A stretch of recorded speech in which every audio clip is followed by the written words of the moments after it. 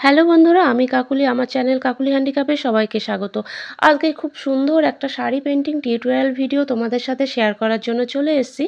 আজকে আমি একটা কেরালা কটন শাড়ির উপরে পেন্টিং করে দেখাবো। দেখতেই পাচ্ছ ভীষণই সুন্দর একটা শাড়ি, আর সামনে পয়লা বৈশাখ আসছে, আর এই ভ্যাপসা গরমের জন্য একদম পারফেক্ট এই শাড়িটা।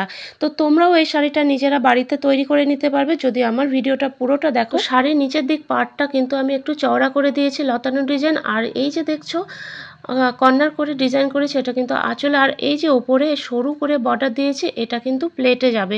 তো প্লেটে যেটা যাবে সেটা কিন্তু আমি পুরোটা করিনি। এটা আঁচল থেকে ঠিক 2.5 মিটার কাপড় তোমরা মেপে নেবে, ওই 2.5 মিটার অবধি এই ডিজাইনটা করবে, আর তারপরে তো কুচিতে চলে যাবে, তো দেখা যাবে না, যার জন্য আমি পুরোটা কিন্তু করিনি। দেখো আঁচলটা ভীষণ সুন্দর লাগছে, আর সাথে ব্লাউজও আছে। তো ব্লাউজটা আমি অন্য একটা ভিডিওতে শেয়ার করব। আর দেখো এই যে আঁচলের কাজটা আমি আগে করে নিয়েছি, আর দড়িতে কিভাবে ফ্রেম করে নিয়েছি সেটাও দেখো। আমার প্রতিটা ভিডিওতে তোমরা দেখো যে শাড়িতে আমি এভাবেই পেন্টিং করি। আমার বড় ফ্রেম নেই, একটা ফ্রেম আছে, কিন্তু সেটা একটু অকেজোর মতো, কাজ ঠিক মতো হয় না। তো যাই হোক, আমি এভাবেই দড়িতে ফ্রেম করে নিয়ে আমি শাড়িতে কাজ করি, এটাই আমার সব থেকে বেশি সুবিধাজনক মনে হয়। দেখো ওপরে ক্লিপ আটকে নিয়েছি আর নিচেও ক্লিপ আটকে নিয়েছি, নিয়ে এইভাবে আমি শাড়িতে কাজ করছি। আর এই যতটা আমার পেন্টিং কমপ্লিট হয়ে গেছে সেটা আমি এখানে ভাঁজ করে গুটিয়ে রেখেছি। দেখো ওপরে গুটিয়ে রেখেছি, কারণ এটা পুরোটা হয়ে গেছে আগেই, আর শুকিয়েও গেছে।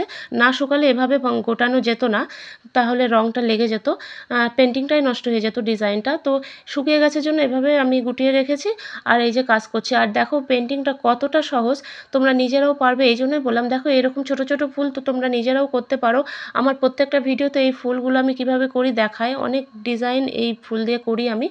তো এটা বেশ ভালোই লাগে, সব থেকে সহজও তাড়াতাড়িও হয়। ফুলগুলো করার জন্য আমি কিন্তু 2 নাম্বারের একটা সরু তুলি নিয়েছি।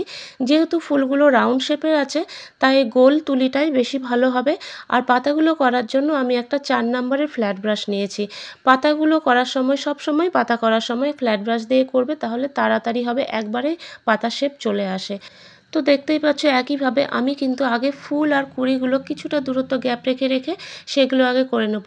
ফুলগুলো আমি হালকা হাতে একটু ড্রয়িং করে নিয়েছি, পেন্সিল দিয়ে ড্রয়িং করিনি, আমি ওই তুলি দিয়েই সামান্য একটু তুলিতে রং নিয়ে হালকা হাতে ড্রয়িংটা করে নিয়েছি।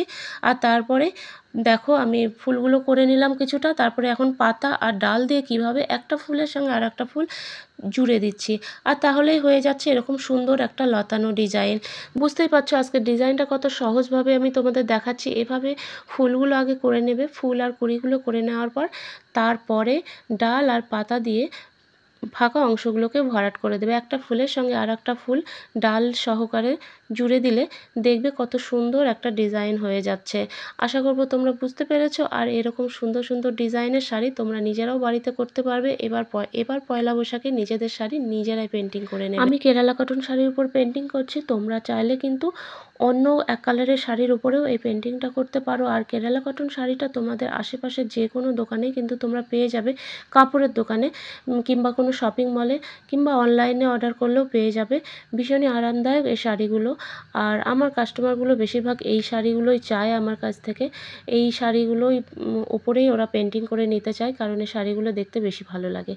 তো যাই হোক, দেখতেই পেলে কতটা ডিজাইন আমার করা হয়ে গেল। একই রকমভাবে আমি কিন্তু পুরোটাই করে যাচ্ছি। এইভাবে লতানো ডিজাইন করে আমি পুরো শাড়িটা কমপ্লিট করে নেব। আশা করব বুঝতে পেরেছো। তো বন্ধুরা, যারা এখনও আমার চ্যানেলটাকে সাবস্ক্রাইব করোনি, প্লিজ সাবস্ক্রাইব করে বেল বাটনটা অন করে রেখো, যাতে আমার নিত্য নতুন ভিডিওর আপডেট পাও, আর তোমরাও বাড়িতে বসে নিজেদের ড্রেসগুলো এভাবে ডিজাইন করে নিতে পারো। তো আমার সাথে কথা বলতে চাইলে আমার ডেসক্রিপশনে কিন্তু আমার ফেসবুক লিঙ্ক, পেজ লিঙ্ক দেওয়া থাকে, তো সেখানে এসে কথা বলতে পারো। তোমাদের যা কিছু প্রশ্ন করার সেখানে এসে করতে পারো, আমি তোমাদের যথাসাধ্য সমাধান দেওয়ার চেষ্টা করব। তো এই ধরনের হ্যান্ড পেন্টিং শাড়ি, এর সাথে ম্যাচিং পাঞ্জাবি কিংবা বাচ্চাদের ড্রেস কিংবা বড়দের কামিজ, কুর্তি ডিজাইন, ওড়না, তো সেগুলো হ্যান্ড পেন্টে তোমরা যদি পেতে চাও তাহলে আমার সাথে যোগাযোগ করতে পারো। আর সেগুলো খুব রিজনেবল প্রাইসে তোমরা কিন্তু পেয়ে যাবে আমাকে অর্ডার করলে। আমার পুরো কাপড়টা যখন হ্যান্ড পেন্টিং করা হয়ে যাবে, তখন সেটাকে আমি কিন্তু হালকা রোদে শুকিয়ে নেব। খুব কড়া রোদে দেওয়ার দরকার নেই, হালকা রোদে শুকিয়ে নেওয়ার পর এর অপোজিট সাইডে অবশ্যই আয়রন করতে হবে। আয়রন করলে কি হয়, কালারটা কিন্তু খুব সুন্দরভাবে টেকসই হয়। আর কাপড়টা পেন্টিং করার 2-4 দিনের মধ্যে জলে ভেজানোর কোনো দরকার নেই। মিনিমাম 10-12 দিন পর এটাকে তোমরা কাচতে পারো, তাহলে রঙটা উঠবে না। তো দেখো আমি এত দূর অবধি ফুল পাতা দিয়ে ডিজাইন করে নিলাম, আবারও কিছুটা দূর অবধি ফুলগুলো করে নেব আর তারপর একটার সাথে একটা পাতা ডাল দিয়ে জুড়ে দেব। তো এইভাবে পুরো শাড়িটা আমি কমপ্লিট করে নেব। আর কমপ্লিট করার পর কীরকম লাগছে তোমরা তো অবশ্যই দেখতেই পেয়েছো, প্রথমেই দেখিয়েছি। এইভাবে পুরো শাড়িটা আমি কমপ্লিট করে নেব। দেখো এই যে ফুলগুলো আমি পুরোটা করে নিয়েছি। দেখো পুরোটা শাড়ি আমার ফুলগুলো আগে করে নেওয়া হয়ে গেছে, দেখতে পেয়েছো পুরোটাই আমি করে নিয়েছি। তাহলে খুব তাড়াতাড়ি হবে। এই শাড়িটা করতে আমার একদিনই সময় লেগেছিল, তবে দিনে সারাদিন তো আমি কাজ করি না, সংসারে অন্যান্য কাজও থাকে, অন্যদিকেও নজর দিতে হয়।